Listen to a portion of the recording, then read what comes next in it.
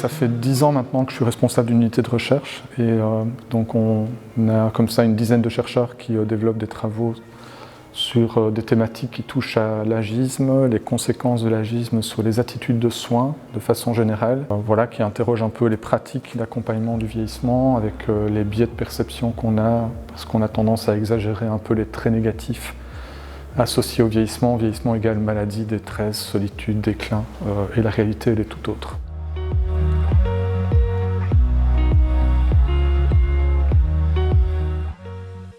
C'est le principe que comme on a l'image du vieillissement égale maladie, détresse, quand on demande quels sont les 5 premiers mots qui vous viennent à l'esprit quand vous pensez à une personne âgée, sagesse, expérience arrive en queue de peloton.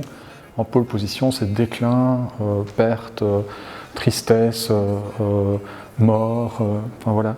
Et donc, si un architecte a ces mots-là qui viennent en tête, quand il fait un projet architectural chez les personnes âgées, il fait un hôpital.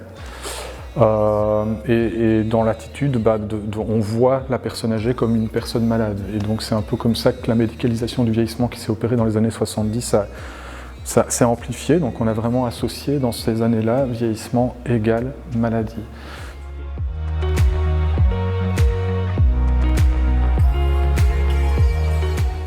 Certains chercheurs ou personnes s'interrogent même sur l'existence, entre guillemets, de cette pathologie, ou en tout cas sur le fait qu'on a peut-être tendance, les médecins diront on sous-diagnostique la maladie, et moi j'ai tendance à penser qu'on surdiagnostique la maladie, et donc les études qui sont réalisées, et certaines que nous-mêmes on a faites, c'est naturellement maladie d'Alzheimer égale trouble de la mémoire. Si on interroge les personnes âgées, qu'est-ce qui vous fait le plus peur en vieillissant? Eh bien, mourir est en deuxième position. En pole position, qu'est-ce qui fait le plus peur? C'est perdre la tête. C'est-à-dire souffrir d'une pathologie telle que la maladie d'Alzheimer, dont on dit c'est pire que la mort. Donc c'est une angoisse importante chez les personnes âgées. Ça veut dire que passer par exemple un test de mémoire chez une personne âgée, c'est tout sauf neutre. Et les études montrent que le simple fait de dire je fais passer une tâche à une personne âgée, à la moitié d'entre elles je dis c'est une tâche et on va comparer des personnes les gens les uns avec les autres. Pour l'autre moitié on dit c'est une tâche de mémoire et on va comparer vos performances à des personnes jeunes. Eh bien, les gens vont avoir de moins bonnes performances dans la condition où on leur dit qu'on va comparer leurs performances aux jeunes dans une tâche de mémoire. Pourquoi? Parce que leur dire ça, c'est « Ouh là là, test de mémoire, on compare à des jeunes, vieillissement égale déclin de la mémoire, égale maladie d'Alzheimer ». Ils sont plus anxieux au moment de passer la tâche et ils perdent donc des points. Et d'autres études vont montrer que le simple fait de dire à une personne âgée que tout à l'heure, elle passera une tâche de mémoire, va la faire se sentir 5 ans plus vieille en moyenne. Or, les études, comme je l'avais déjà dit tout à l'heure dans l'interview, c'est que plus une personne âgée se sent âgée, plus elle se sent vieille, moins longtemps elle vit et plus elle a de risque de développer la maladie d'Alzheimer dans les mois et les années qui suivent. Et donc, en résumé, on en arrive à dire que plus on parle de mémoire à une personne âgée, moins bien elle se porte. Et le plus paradoxal là-dedans, c'est que pourtant, on va voir se développer des ateliers mémoire, des jeux mémo, le bouquin La mémoire pour les nuls, en pensant que c'est ce qui va permettre à la personne âgée de maintenir ses capacités de mémoire. Eh bien, nous, on pense que plus on fait ça, plus on développe le symptôme, parce que plus on centre l'attention des personnes sur le symptôme.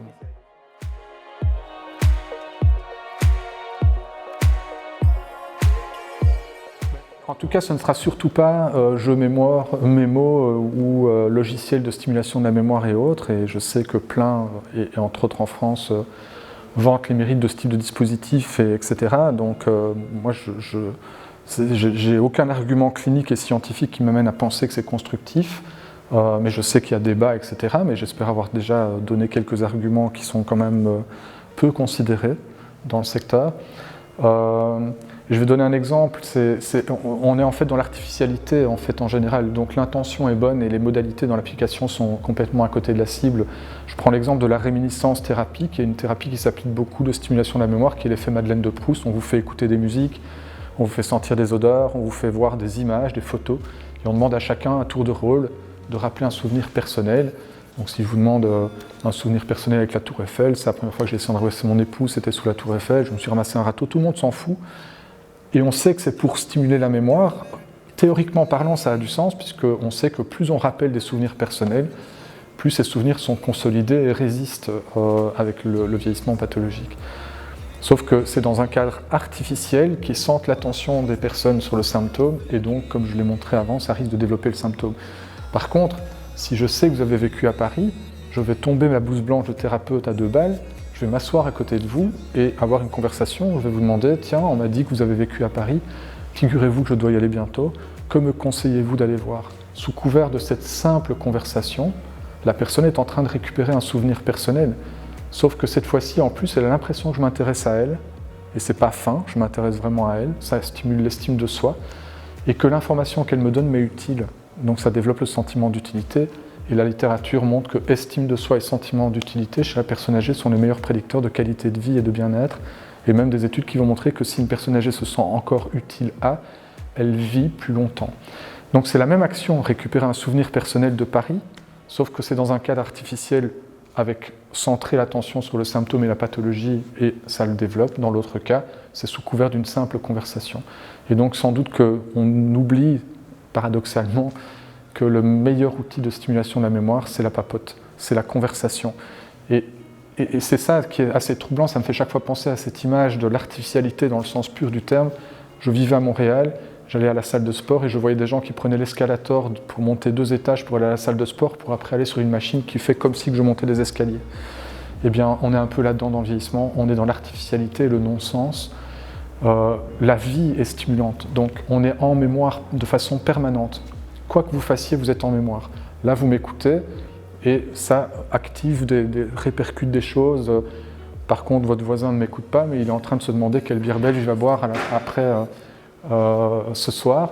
Donc on est en mémoire de façon permanente. Même quand je dors, je suis en mémoire. Les rêves que je fais consolident l'information que j'ai apprise la journée. Et donc ça, c'est un élément clé et important. Et donc le jour où on me montrera que faire 1 heure de stimulation derrière un ordinateur ou dans un groupe de 10 personnes, c'est mieux que d'aller 1 heure à la piscine, là je dirais ok, je m'incline, mais jamais on a démontré ça. Et aller à la piscine, c'est vachement stimulant. Il faut se souvenir du trajet, c'est la mémoire topographique. Il faut, pendant qu'on marche, on parle avec une personne, c'est mémoire de travail et le langage, mémoire sémantique. Je nage, c'est la mémoire procédurale. Je rentre à la maison et j'explique aux gens que j'étais à la piscine, c'est la mémoire épisodique.